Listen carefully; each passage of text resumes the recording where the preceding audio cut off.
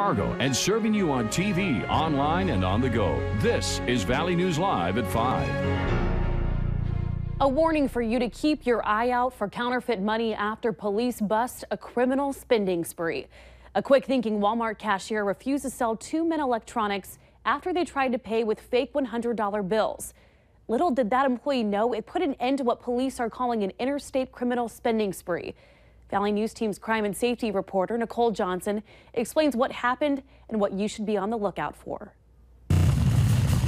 Dilworth was the last stop for two California men investigators say they caught with nearly $10,000 in counterfeit money. David Sedja was pulled over in Moorhead with a passenger after police got a call from a Walmart employee accusing the two men of attempting to pay with fake $100 bills. All of this is what officers claim to have found in their car. All kinds of fake bills, brand new electronics in a GameStop bag, and other stuff worth several $1,000s. Police say the two men made at least 14 stops over the past several days across multiple states. The investigation continues for officers who are calling stores in other states they believe could have been fooled by the accused counterfeiters, a crime punishable with a felony for each incident. A crime that could possibly impact you. All the fakes that I've seen have never looked nearly as nice as a U.S.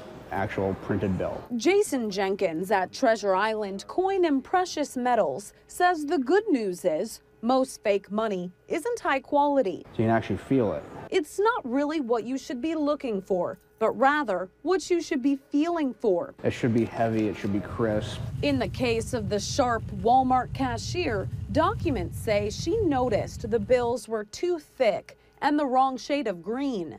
In Dilworth, Nicole Johnson, Valley News Live. And recently, Fargo police have warned the public to be on the lookout for fake bills that say for motion picture use only, adding that they feel like real money and often you don't notice they're fake until it's too late.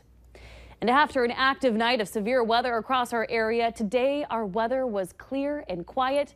Let's check right in with Chief Meteorologist Hutch Johnson for our current conditions. Hutch? Thanks so much. We are very nice, mid-60s to low 70s across the area as quiet weather has taken the place of noisy and stormy weather. Rainfall reports are ridiculous across the region.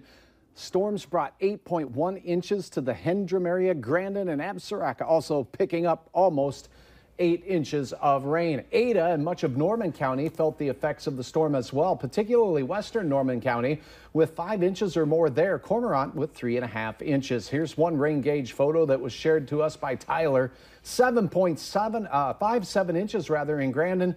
That is a lot of rain. Very quiet on the radar tonight. Rainfall estimates there by the radar show they fell between rain gauges in Jamestown, Fargo, and Grand Forks. That's where the heaviest stuff was, under an inch here in the FM area. 60s this evening. Quiet weather, light winds as well, so get out there and enjoy it. We have some more hitches in the old weather giddy up as we head toward the weekend. I'll detail all of that, and we'll have the outlook for the rest of the 7-day period here in a minute. Sounds good. Thanks, Hutch. You bet. We're also getting new information about a scary crash in South Fargo. Police are now identifying the victim and have an update on his condition. They say 19-year-old Randy West of Texas is listed in stable condition after being hit by a car and dragged for about a block last night. The crash happened at the intersection of 45th Street and 17th Avenue South last night. The driver, 71-year-old Theodore Kleiman of Fargo, he told officers he was unaware that he had hit a person, but stopped because it sounded like something was wrong with his car. Police are not saying if he could be facing any charges at this time. The crash remains under investigation. Fargo firefighters are looking for the cause of a vehicle fire that damaged a twin home this morning. It was reported just after 4:30 on the 2100 block of 30th Avenue South. When firefighters got there, they found a minivan on fire only about 10 feet from the house. Bystanders reported that a family living in one of the twin homes had not evacuated. The fire was quickly put out and the family was safe, but the fire did damage 2 cars parked nearby and some siding on the twin home. The Jamestown Police Department is putting out a notification about a high-risk sex offender now living in the town. They say 37-year-old John Conte is now living at 102 4th Avenue Southwest. Conte is a registered offender after being arrested for sexual imposition in 2015. And in tonight's schemes and ripoffs, scammers are claiming to be with local law enforcement, and they've been popping up around the area. Now the swindlers are turning their focus on the Grand Forks area. The sheriff's office is sending out a warning about calls from a man claiming to be Lieutenant Gary Grove. They say the caller will tell their potential victim that they have an active warrant out missing jury duty and that they need to pay up in order to avoid going to jail.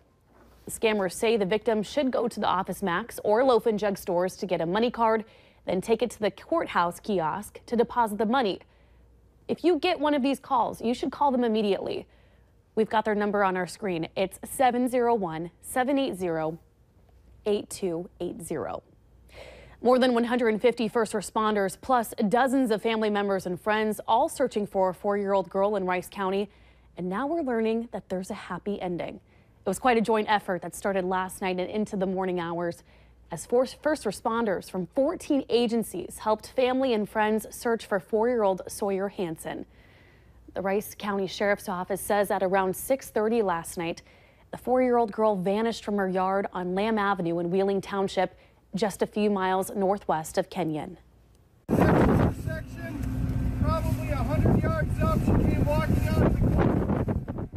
It was an area that we had not searched yet, that we were coming to next, but a family member was standing out on the road and saw her walk out, brought her to a police officer that was at the corner. She's been checked out, she's smiling, she's just mad she lost the cat. Sawyer is now safe with the family. The Rice County Sheriff thanks the 150 plus first responders and dozens of relatives and friends for their help in finding her. Puerto Rico is taking a beating from Maria in the strongest storm to hit the U.S. territory in nearly 90 years. Hurricane Maria made landfall early this morning on Puerto Rico's southeast coast as a powerful Category 4 hurricane. Then it spent the day clobbering the rest of the island. Parts of the island may see up to 25 inches of rain, raising the threat of mudslides. Power is out across the island and there's no timetable for getting the lights back on. Maria may have been the final blow to the power company's already crumbling infrastructure. Cleanup has started on Guadalupe, where Maria has also claimed lives and damaged homes. And the death toll is now more than 200 people following Tuesday's violent 7.1 magnitude earthquake in south central Mexico. Rescuers are desperately searching for survivors in the deadliest earthquake to hit the country since 1985. Officials say at least 44 office buildings, homes, and schools are now piles of concrete in Mexico's capital, along with massive damage in rural areas. Mexico's president has called for 3 official days of mourning for the victims. The earthquake struck on the 32nd anniversary of the 1985 earthquake in Mexico City, which killed thousands. Hours before yesterday's quake, people around conducted earthquake drills to mark the date.